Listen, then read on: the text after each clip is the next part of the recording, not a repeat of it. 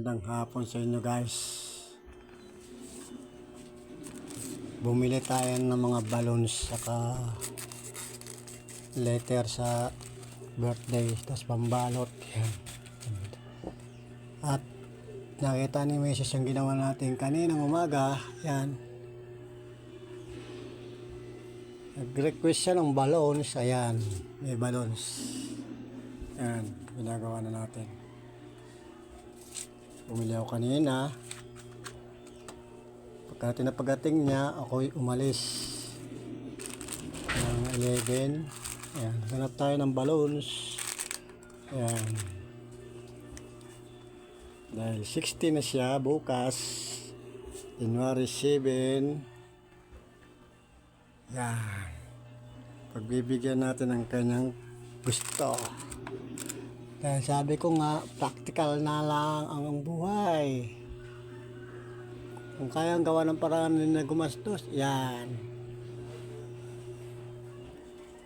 Pero gusto niya may balloons, bili tayo ng balloons. Pero ito, nag-effort tayo kanina ng umaga, yan. January 7, 2026. Yan, 60 dots. Kaya abangan nyo ang finished product nitong ginagawa ko. Paglalagay ng hangin sa balloons. Tapos ito, kakawit natin. Mamaya guys. No? Abangan nyo ha. Abangan nyo guys ha. Okay. Oh, ano yan? Ano yan? Ano yan? Ano yan dyan? Ano yan? Ano yan? Ano yan? Ano yan? Ano yan dyan? Ano yan dyan? Ang tinilang. Madilimers eh. Madilimers. Madilimers. Excuse me po.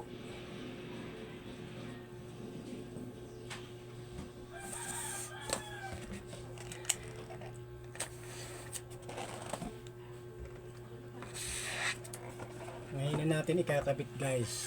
Para bukas wala na tayo ibang masyadong gagawain.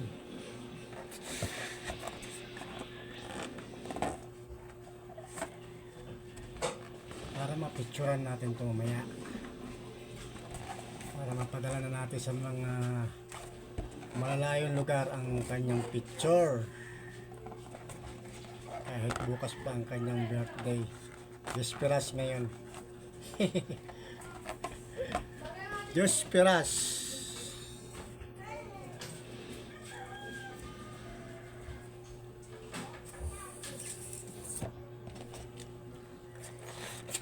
Konting ingat sa paghangin dahil ito ay 60 sarado, wala na itong sobra. Eh wala natin kung may sobra ito. Hindi pwede may pumutok dito.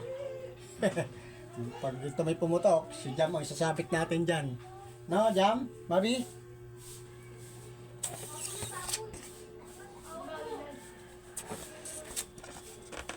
Ayan, pwede na yan.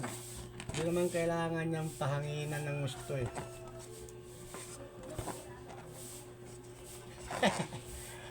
Alright.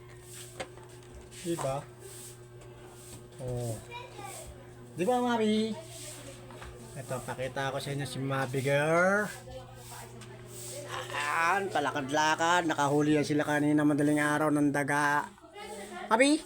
Ayan. Ayan si Mabi. At ito si Jam. Ayan si Jam. Ayan si Jam. Ayan si Mabi. Nakahuli yan sila kanina ng daga. Kaninang umaga. Magaling talaga yan dalawa na yan. Nagtulungan na sila. Tapos ito si Haring Juton. Tol. Ayan. Si Haring Juton oh. Ayan oh. Ayan oh si Haring Juton. Pakita ka ton para makita ka naman ng ano mo.